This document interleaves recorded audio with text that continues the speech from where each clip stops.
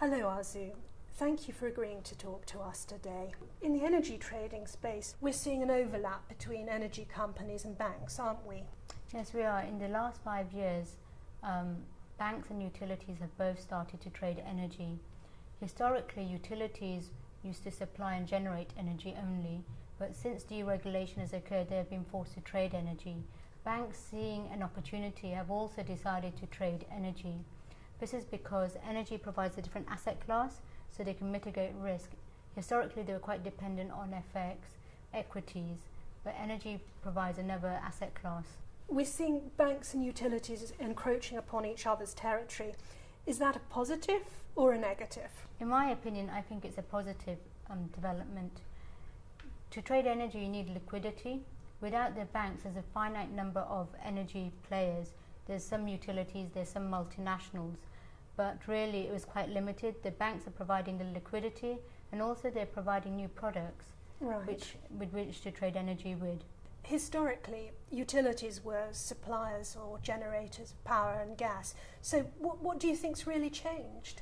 Well, due to deregulation, energy companies have been forced to trade energy. Right. So in this nature, they've been forced to learn new skills and new ways of trading energy and supplying their customers.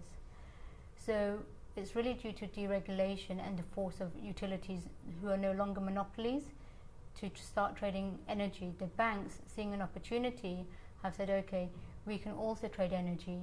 And utilities are still more physical players. They are more trading to trade out any spare capacity they have, whereas banks are trading to make a profit.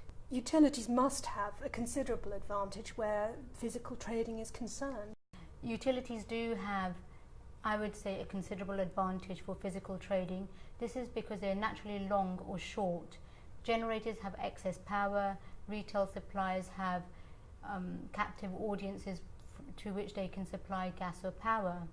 However, the banks, seeing that the money is really in the physical space, there is some trading you can do on the financial side, but the real money is driven by the physical market, are starting to buy assets. The big two, as they're known, Morgan Stanley and Goldman Sachs, have started to buy power plants, pipelines, so then they can also compete with the utilities. What disadvantages would you say utilities have? Utilities are historically physical players, they're engineers. They've been forced into this environment. It wasn't a natural choice for them. Deregulation forced them to be traders. One of the disadvantages they have is utilities are normally not in the central cities, they're outside, so it's been quite difficult for them to attract skilled traders.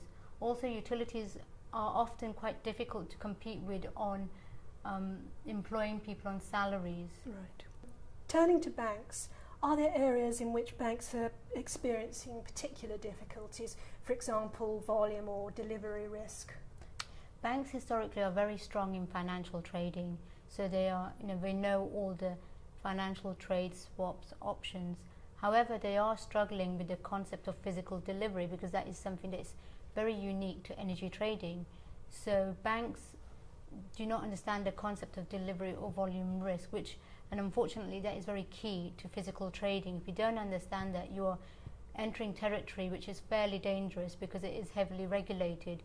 One of the major problems banks have is because they don't understand physical risk, they're quite reluctant to go into that area, but without trading physical, you cannot really trade energy.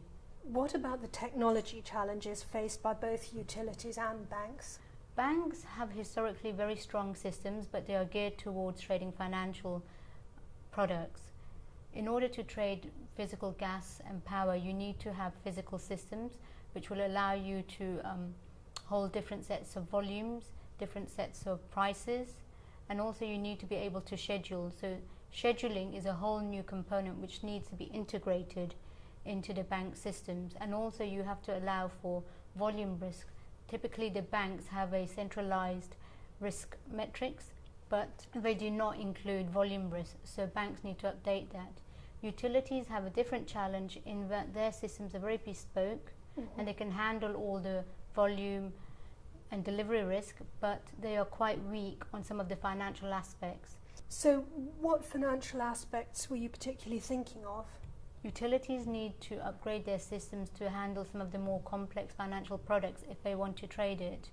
And right now, because their systems are largely bespoke, any development takes a considerable amount of time, so their time to market is quite considerable. In terms of technological change, to what extent can banks reuse their existing IT systems? Often banks take a two-step process to trading energy. They'll dip their toe into the energy trading world by trading financials because they know what they're doing. If they start trading financials, often they can amend the current systems they have. It will take some tweaks, but generally their current systems are normally sufficient. However, when they decide to take the plunge and start trading physical energy, they need significant change. They often need to add new interfaces, and they will need a whole new scheduling system. So when they do decide to start trading in physical energy, they often go out to market and look for new systems. So, amend or start from scratch? Which do you think is preferable? I actually think that if you're going to start trading energy, take a long-term view. One of the mistakes banks make is that they go in for a year or 2 years. Energy trading takes a good couple of years, a minimum of 3 years to build a book. So if you have a long-term vision of where you want to go with energy, you can start trading financial energy and then going on to physical energy. Now, if that is your preferred route, then it often makes sense to start looking for a new system early on that can handle both, as opposed to amending your current system and spending the time and money doing that. Turning to utilities, what should they do with their IT systems? Utilities is slightly different because energy is their business. They're not going to start trading equities or foreign exchange.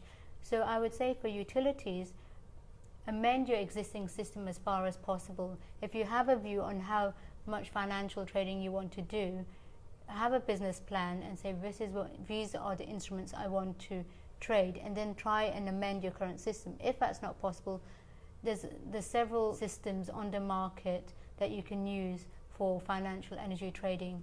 Aarzoo, that was a very interesting point of view. Thank you very much. That was a pleasure.